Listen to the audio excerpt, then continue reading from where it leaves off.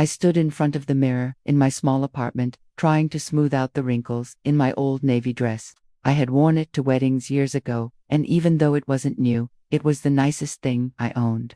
My fingers hesitated over the chipped zipper as doubt crept in. Why am I even doing this? I thought. The only answer I had was Boyd.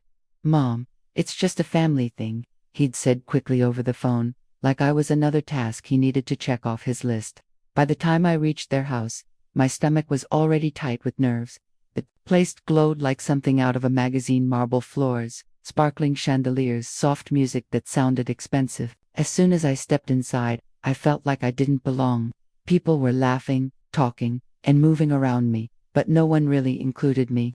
I forced a smile and clutched my old purse so tightly my knuckles turned white. Then I saw him. My son looked like he'd walked straight out of an advertisement. Sharp black suit, perfect tie, hair slicked back. My chest swelled with pride for just a moment, but before I could hold on to it, he gave me a quick kiss on the cheek and drifted away toward someone else, drink in hand. And then she appeared. Edna, my daughter-in-law, dressed perfectly as always, blonde hair pinned neatly, her diamonds catching the light so everyone could see. Dorothy, she said with a sweet smile that didn't reach her eyes. She glanced at my dress, and her lips curled. You look so classic. I swallowed my embarrassment. Thank you, dear. The house looks beautiful. Her laugh was light, but the words that followed were sharp. Well, when you work hard for what you have, it shows, doesn't it? Her tone slid under my skin like a needle. I tried to ignore it, moving toward the buffet table, reaching for a tiny sandwich just to keep my hands busy. That's when her voice cut through the music and chatter, loud enough for everyone to hear. Oh, don't mind her. She's just a maid now, $3,000 a month to scrub floors. Can you imagine? The laughter that followed was sharp and cruel.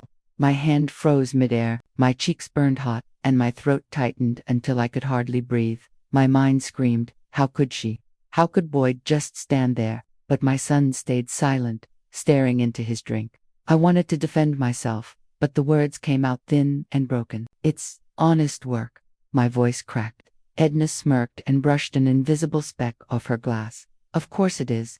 We all do what we can. Right? More laughter. My chest felt like it was being squeezed. I tilted my head back, staring at the chandelier, willing myself not to cry in front of them. I dug my nails into my old clutch, gripping it so hard I thought it might rip. I turned, ready to leave, ready to disappear into the floor, when a deep voice spoke behind me. Excuse me, Mum. The laughter stopped instantly. The room fell so silent I could hear the ice clink in someone's glass. I turned slowly, my breath catching when I saw him. Tall, confident, his suit was so perfectly tailored it made everyone else look underdressed. His eyes met mine, warm, steady, kind. For a moment, it felt like he didn't see an old woman in a worn-out dress, but someone worth noticing. Ma'am, he said again, his voice carrying respect I hadn't felt in years. The entire room seemed to freeze. My mouth opened, but no sound came out. He gave me a small, knowing smile. It's really you, he said softly. Dorothy Crawford. My head was spinning. Who was this man? Why did his voice feel so familiar? Before I could even think, Edna slid up beside me, looping her arm through mine like she owned me. Her laugh was high and shaky. Oh, you know her? She asked. He turned his head slowly, his eyes meeting hers. Her smile faltered. Know her. His voice grew deeper, steady. This woman is the reason I'm standing here today. The room buzzed with whispers. My heart pounded so loud I could barely hear what on earth was happening. Edna blinked fast, her polished confidence slipping. I'm sorry, she stammered. But he didn't even glance at her. He stepped closer to me, lowering his voice so only I could hear. You haven't changed, he said softly. After all these years, I finally get to thank you in person. My stomach flipped. All these years, thank me. The words stuck in my throat. He didn't let me finish. Instead, he looked at Edna and said calmly, Please excuse us. She froze, her eyes darting between us like she was trying to solve a puzzle she couldn't understand. Then he turned back to me, holding out his arm like a gentleman. Would you mind stepping outside for a quick word? I wanted to refuse, wanted to crawl out of that room and disappear. But something in his tones, something steady, respectful, pulled me in. Before I knew it, I nodded, My hand trembled as I placed it in his, but his grip was steady. Together we walked through the crowd, every pair of eyes clinging to us like vines. Behind me, I heard Edna's hiss, sharp as broken glass. What the hell is going on? Cold night air hit me as we stepped onto the terrace. I shivered, my breath coming in quick bursts. I'm sorry, I blurted out. I don't remember. He chuckled softly, the sound calm and rich, nothing like the chaos in my chest. Of course you don't. It's been nearly 15 years. But I remember everything. The day you wrote that check when no one else believed in me. The banks laughed. My friends turned their backs. But you. His voice thickened. You saved my life, Dorothy. You saved my dream. My throat tightened. Memories I had buried came rushing back the tiny office. The desperate young man with fire in his eyes. The way I slid that check across the desk, thinking I'd never see it again. I whispered, "You're the one with the startup." His smile spread wide. The startup that became Titan Enterprises. My breath caught. Titan, the company I'd read about in headlines. The one tied $2 million deals and success stories. And this man, standing here holding my hand, was its founder. Before I could take it in, the terrace door slammed open. Edna stormed out, her heels hitting the stone like gunshots. "Dorothy," she snapped, her voice dripping with fake sweetness, "your son's looking for you." Her eyes flicked to him, and for the first time, I saw panic flash across her perfect face. "And you are?" she asked tightly. He turned, his smile polite but edged with ice. "Alexander Reed, CEO of Titan Enterprises, and you must be Edna." Her lips twitched. "Though yes, I'm Boyd's wife." He raised an eyebrow, his gaze slicing through her like a blade. "Interesting." Then his tone softened as he looked back at me. "I'll call you tomorrow. We have a lot to catch up on." He gave my hand a gentle squeeze before walking away, leaving the air heavy with tension. Edna stood frozen, her face pale, her jaw so tight I thought her teeth might crack. Then she spun toward me, her voice a low hiss. "What did he mean by that? What did you do?" My heart was racing, but for the first time in years, it wasn't fear I felt. It was something else, something sharp and quiet, curling inside me, like a spark catching fire. I didn't answer her. I just walked past, head high, gripping the railing so she wouldn't see my trembling hands. As I reached the door, my purse buzzed.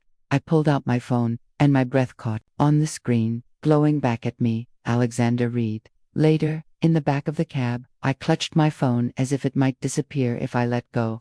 His name still lit the screen, and my mind spun. I remembered him now, the young man in a cheap suit, who had walked into my office 15 years ago with nothing but a dream. I could still hear his trembling voice. "Mrs. Crawford, I swear I'll pay you back every cent with interest. Just give me a chance." And I had. I wrote that check because I believed in him. I believed in a lot of people back then, especially family. My son Boyd, my only child, was my whole world after Robert died. Robert had been gone in an instant, a heart attack on an ordinary Tuesday.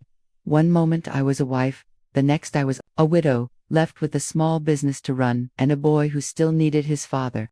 I worked myself to the bone to keep everything going. The house, the business, Boyd's, school, it all sat on my shoulders. I never complained, not once. I told myself it was worth it, that everything I did was for him. When he finally graduated, I thought, this is it. This is why I pushed so hard. It was all for this moment.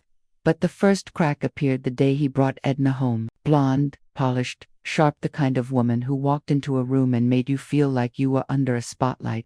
I wanted to like her. I tried to like her. That's what mothers do. But from the very beginning, I saw it in her eyes. She wasn't seeing me as family. She was measuring me, weighing me, and deciding I wasn't enough. "Your house is cozy," she said that first night, her gaze sweeping the room like she'd wandered into a thrift shop. I forced a laugh, but inside, something twisted. When they got married, I gave them everything I could love. Support, money, $50,000 for their dream wedding, because Boyd wanted her to have it all.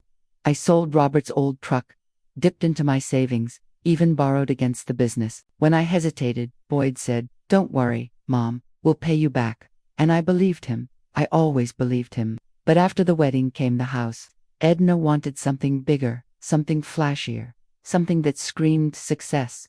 Boyd came to me again, voice low, almost embarrassed. "Mom, can you help with the down payment? Just a loan. We'll sign papers if you want." Papers, I didn't need papers from my son. I handed over everything Robert and I had saved, even the emergency fund we'd built over decades. Then, the storm hit. Business slowed. Clients left. I tried to hang on cut corners, skipped meals just to make payroll, but it wasn't enough. I'll never forget sitting at the kitchen table, hands shaking as I stared at a foreclosure notice. When I told Boyd, his voice wasn't worried, it was annoyed. "Why didn't you say something sooner? We can't just throw money at this," he snapped. I swallowed my pride and asked if I could stay with them for a while. His pause told me everything. "Of course, Mav," he said, but his voice was flat. And when I moved in, I understood why. Edna hated it. Every day came with a new jab, a new comment about my old-fashioned ways, or how maybe I should think about downsizing permanently. One night, I overheard them in the kitchen. "She's draining us," Edna hissed. "We can't live like this, Boyd. We have our own lives." And Boyd's voice, quieter, but just as sharp. "I know. I'll handle it." 2 weeks later, they sat me down. "Mom," Boyd started, eyes fixed anywhere but on me. "Edna and I think it's time you found your own place." I stared at him, waiting for him to laugh, to say he was joking. "I don't have anywhere else to go," I whispered. Edna smiled, sweet as sugar, but her words cut like glass. "There are nice apartments downtown, and jobs. You're still healthy." Jobs, apartments. After everything I had given them, everything I had lost, they were tossing me out like old furniture. I packed my life into 2 suitcases and walked out without a word. That was 3 years ago. Now I clean other people's houses for $3,000 a month. I scrub floors until my knees ache and my back screams, while my pride rots away. And yet, standing on that terrace with Alexander tonight, something shifted. For the first time in years, I felt seen. I felt valued. But as the cab pulled up to my building, reality hit me like a brick. This was still my Lifa one-bedroom apartment, with peeling paint and a fridge that hummed louder than my thoughts. I paid the driver, climbed the narrow stairs, and unlocked my door. My phone buzzed again. Alexander's name lit up the screen, a simple message: "Can we meet tomorrow? It's important." My fingers hovered over the keyboard, trembling. Part of me wanted to say yes, to grab onto this tiny spark of hope before it vanished. But another part whispered, "Don't do it, Dorothy. Don't get your hopes up. Hope is dangerous." I sank down on the bed, staring at his name until the letters blurred. Finally, I typed 2 words and hit send. Yes, I barely slept that night. His words echoed in my head. "You saved my life, Dorothy." No one had said anything like that to me in years. The next morning, my phone buzzed again. I almost dropped my coffee. It was him.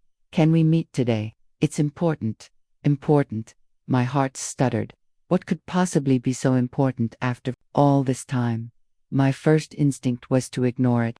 People don't show up after 15 years out of kindness. There's always a reason. But then I thought of Edna's smirk, the way those guests had laughed when she called me a maid. My fingers moved before my brain caught up. Yes, when his reply was instant. Noon. Blue Orchid Cafe. The Blue Orchid, a trendy place downtown, where a salad costs more than my groceries for the week. I looked at the clock. 2 hours. What do you even wear to meet a man who now runs a billion-dollar company? I pulled out my old gray coat, the one with the fraying cuffs, and smoothed it down like that would somehow make it look new. By the time I walked into the cafe, my stomach was twisted in knots. The cafe hummed with quiet chatter and clinking cups, everything polished and perfect. And then I saw him. Alexander stood as soon as his eyes found me, smiling like an old friend. "Dorothy," he said warmly, pulling out a chair. "You look exactly the same." I laughed softly, shaking my head. "You're kind, but you God, Alex, you've changed. For the better, I hope," he grinned, settling across from me. I folded my trembling hands under the table. "Why did you want to see me?" His smile softened. "Because I've owed you this meeting for 15 years. You're the reason I'm here today. If you hadn't believed in me, I'd still be some desperate kid begging banks for loans." My breath caught. Memories flooded back the day I wrote that check in secret, knowing Robert's family would call me crazy. "I didn't do much," I murmured. "You did everything," he said, eyes burning into mine. "You gave me a future. And I hate that it's taken me this long to find you." No one had spoken to me like that in decades. My voice cracked. "I'm just glad you made it." He leaned in, voice low and steady. Made it. Dorothy. Titan Enterprises is global. Now tech, real estate, finance, every success traces back to that day in your office. I blinked, stunned. I searched for you for years. Then, at that party, his jaw tightened. The way they spoke to you, like you were nothing. I can't let it go. Shame burned through me. Their family. Family doesn't humiliate you in front of strangers. His tone sharpened, fire in his eyes. What are you saying? My voice shook. He took a slow breath. I want to make it right. I want to give you back what you deserve. My head snapped up. No, Alexander. I can't take your money. I'm not a charity case. He chuckled softly, shaking his head. This isn't charity. This is business. A partnership. The word struck me like a live wire. Partnership. Yes, he said firmly. I want you on Titan's board, not for the work you've done, enough work for 10 lifetimes, but because you were my first and only investor when everyone else slammed the door in my face. I want people to know that, I whispered, Alexander, I'm just a maid now. I don't belong in your world. His gaze locked on mine, fierce. Don't you dare say that. You're the reason I even have a world to speak of. Tears burned my eyes. I didn't do anything special. You believed in me when I had nothing. He cut in, and now I'm offering you what you deserve. A seat on my board, full benefits, a stake in my new venture. You'll never have to scrub another floor again. The words hit me like a punch. I sat frozen, the cafe fading around me. He slid a sleek black folder across the table. Everything's here. Look it over. Ask me anything. I stared at it, my hands trembling. Why are you doing this? I whispered. Because I want the world to know the truth, he said, softly. Titan didn't start with Wall Street money. It started with a woman named Dorothy Crawford who believed when no one else did. My chest ached, my fingers curling tight to hide the shaking. For years I'd been invisible, scrubbing floors, carrying shame, and now a man was offering me a way back into the light. What am I supposed to do? I asked, my voice shaking. I'm no businesswoman anymore. Alexander gave me a small smile. You don't have to do anything. This isn't about business. It's about respect and recognition. And yes, he added with a grin, it comes with a nice payout, because you earned it the day you wrote that check. My chest tightened. Alexander, I don't want charity. Good, he said quickly. Because this isn't charity. It's an investment in in the truth. All I need is your signature. I stared down at the papers, my heart pounding so loudly I swore others could hear it. Memories rushed back, the sound of Edna's mocking laugh, the way Boyd couldn't even meet my eyes, the whispers behind my back. I thought about the years I spent on my knees scrubbing floors, hiding my cracked hands so no one would see the damage. Slowly, I picked up the pen. My voice shook as I asked, Are you sure about this? His hand brushed mine, steady and warm, more sure than I've ever been. I signed my name, and the ink felt like a rope pulling me out of the darkness I had been trapped in for so long. When I looked up, I saw pride in Alexander's eyes, something I hadn't seen from anyone since Robert died. For the first time in years, I felt like someone believed in me again. He closed the folder and smiled. Welcome back, Dorothy. Tears slipped down my cheeks as I whispered, Thank you. But even as relief filled me, a sharp thought cut through. If Edna finds out, that smug little laugh of hers will choke in her throat. Alexander sipped his coffee, casual as ever. Oh, by the way, he said, your daughter-in-law works for me, and she has no idea who you really are. My breath caught. The pen nearly slipped from my hand. She what? He grinned. This is going to be interesting. The elevator ride to Titan's executive floor felt endless. I stared at my reflection in the mirrored walls, hardly recognizing the woman staring back. I wore a cream blouse, a fitted blazer, Alexander insisted, on buying, and heels I hadn't touched in years. My fingers clutched the leather folder so tightly my knuckles ached. This wasn't just a meeting. This was me stepping back into a world I thought was gone forever. When the doors opened, I walked into a space of glass walls and quiet power. Heads turned. Some people nodded politely, others whispered. I wondered what Alexander had told them. My heart raced, but I lifted my chin. I wasn't the maid anymore. Tonight, I was Madame Crawford, founding investor. Dorothy, Alexander said warmly, placing a steady hand on my shoulder. Ready as I'll ever be. I forced a smile. He led me into a sleek boardroom with a long table and windows overlooking the city lights. People were already seated, their polished faces turning to me. For the first time in years, I felt their respect. It washed over me like warm sunlight. "Everyone," Alexander said firmly, "I'd like you to meet someone very important. This is Dorothy Crawford, our founding investor." Polite applause filled the room. My throat tightened, and I managed a soft thank you. Then the door opened. My stomach dropped. Edna walked in, confident as ever, her designer bag swinging and her heels clicking like a drumbeat of arrogance. She didn't notice me at first, too busy flashing her fake smile at the board. "Sorry I'm late," she said smoothly, sliding into a chair. "Traffic was insane." "No problem," Alexander replied calmly. "We were just welcoming our newest partner." Her head snapped up, and her eyes landed on me. The color drained from her face so fast I thought she might faint. "Dorothy," she whispered, her voice cracking. I folded my hands neatly on the table, calm and steady. "Hello, Edna." Her mouth opened and closed like a fish gasping for air. What are you doing here?" Alexander's voice sliced through her stammering. "She's joining the board. As of today, Madame Crawford is officially one of the company's major stakeholders." Gasps rippled through the room. Edna's fake smile crumbled. "There must be some mistake," she sputtered. You're a maid." I tilted my head, my voice smooth and steady. "Not anymore." The silence that followed was sweet. Edna's eyes darted to Alexander, desperate. "You can't be serious," she hissed. But it was already too late. "She's not qualified," Edna started, but Alexander cut her off so sharply, the room went silent. His voice was cold as ice. "Watch your words.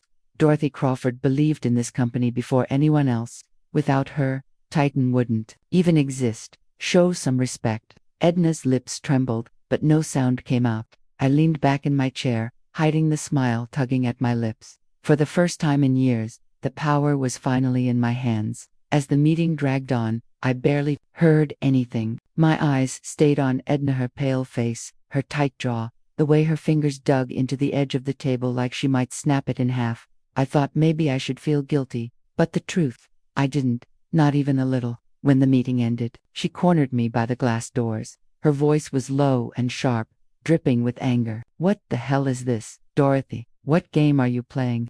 I leaned in so close, only she could hear me. "No game," I whispered. "Just business." Her eyes flared with rage, and for a second, I thought she might scream. Instead, she swallowed hard and forced a smile that didn't touch her eyes. "You think this changes anything? You're still nothing." I stepped back, calm and steady. "We'll see," I said softly. My heels clicked against the marble floor as I walked away, and I knew one thing for sure. No, wasn't going to let this go. She was too proud, too used to being in charge. The next day, my phone buzzed. Her name lit up the screen. I almost ignored it, but curiosity won. I wanted to hear her choke on that fake sweetness. "Dorothy," she said, voice sugary but tight. "Can we meet, please? I think there's been a misunderstanding." "Misunderstanding?" I repeated slowly, letting the word hang. She took a shaky breath. "Look, I'm sorry for what I said at the party. It was out of line." Out of line, like she'd spilled wine on a rug. Not cruel, not humiliating, just out of line. "I'm busy, Edna," I said flatly, "and I'm sure you are too. Titan board meetings must take up plenty of your time." Silence. I could almost hear her grinding her teeth. "Dorothy, please," she whispered. "Can we just talk?" A part of me wanted to hang up. But another part, the one that remembered every laugh at my expense, every whisper that I was nothing, wanted to see her squirm. "Fine," I said. 1 hour, blue orchid. When she walked in, she looked perfect as always, designer suit, flawless hair, but her eyes gave her away. She sat quickly, leaning forward like someone desperate to put out a fire. "Dorothy, I didn't mean any of it. I was showing off. I'm sorry, truly." I sipped my coffee slowly. "That's nice to hear. But I don't think this is about the party anymore, is it?" Her eyes flickered. "What do you mean?" "You're worried," I said softly. "You think your little empire is shaken." Her mask cracked. "You don't know what you're talking about." I leaned closer, my voice calm but cutting. "I know everything, Edna. About the company funds you moved, the hidden expenses, the deals you pushed through without approval. Titan's compliance team has been very busy." Her lips parted in shock. color draining from her face. That's not true, she stammered.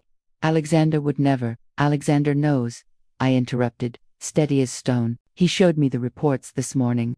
She froze, her perfectly polished nails digging into the table. I can explain, she whispered, panic breaking through her voice. It's not what it looks like. It's exactly what it looks like, I said, standing slowly, and this time, explanations won't save you. Her eyes filled with tears. Please, Dorothy, don't let him fire me. I'll do anything. Goodbye, Edna. I walked out without looking back. That afternoon, Titans sent out a memo. Edna Crawford terminated, effective immediately, for gross misconduct. By evening, the whispers spread everywhere. Her name, once dripping with power, was now drenched in shame. That night, I sat in my apartment, tea warming my hands, staring at the city lights. I felt triumphant for a moment, but then a shadow crept in, heavy and cold. I knew it wasn't over, and I was right. The next morning, when I opened my door, Boyd stood there. His eyes were red, his jaw tight. Mom, he said, his voice shaking with a mix of anger and desperation. What did you do?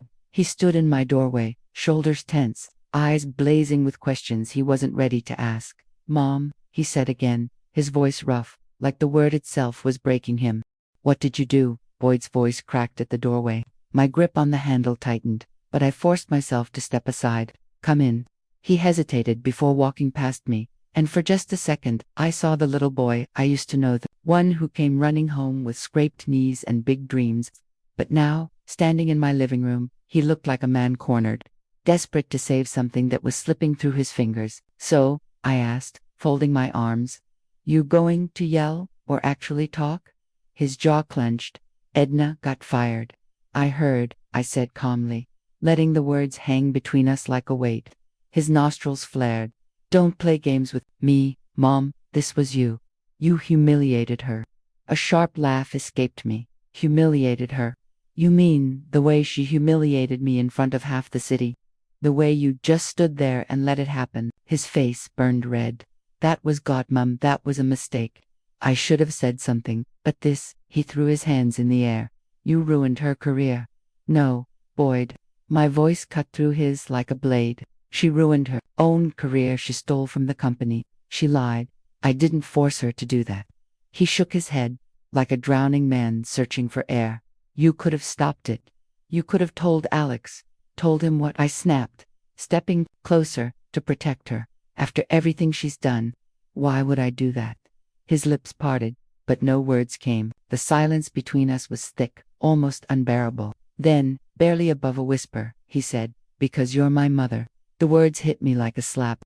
My chest ached, but my voice stayed steady. Exactly, I'm your mother, not hers. But you sure didn't act like my son when you tossed me aside like trash. His head shot up, eyes wide. That's not fair. Fair? I let out a cold laugh. Was it fair when you told me to find my own place? When you stood there while she treated me like I was worthless? Do you have any idea what I've been through these past 3 years? Scrubbing floors for people half my age just to survive. Shame flickered across his face, breaking through his pride. I didn't know, he whispered. No, I said softly. You didn't want to know. He sank onto the couch, his shoulders heavy, his voice raw. I messed up. I let her control everything. I thought keeping her happy was the right thing to do. I looked at him, my chest tight with a storm of feelings, anger, sadness, love, buried under years of hurt. Boyd, I said slowly, I don't hate you. I hate what you let happen, but don't stand here asking me to clean up her mess. His eyes lifted to mine, shiny with tears he refused to let fall. I'm not, he said hoarsely. I'm asking you to forgive me. The words cracked something deep inside me. My legs gave out, and I sank into the chair across from him. My voice shook. Forgiveness isn't a switch you flip, Boyd. It takes time, and it takes respect. He nodded quickly, almost like the little boy I remembered. I'll earn it. I swear, Mom, I'll make this right. I searched his face, looking for the son I raised, the one who believed in family, in honesty, in doing better when you knew better. And for the first time in years, I saw a flicker of him again. Maybe it wasn't too late. But even as he reached for my hand, one thought stabbed through the fragile piece like a knife. Edna isn't finished. I could see it in the way Boyd's jaw tightened every time her name came up. If I knew her at all, she was already planning her next move. The apartment was quiet, except for the hum of the city outside. Morning sunlight spilled across the table where I sat, sipping coffee from a mug that no longer belonged to a maid but to a woman who finally owned her place in the world.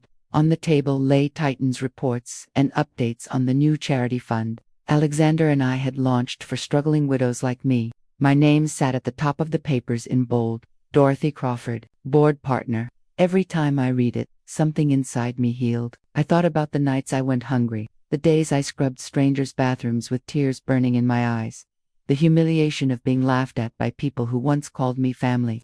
And then I thought about the shift the day I walked into that boardroom and saw Edna's face fall apart. The day her throne collapsed, built on my back. I should have felt triumphant, and in some ways, I did. But triumph has a strange taste.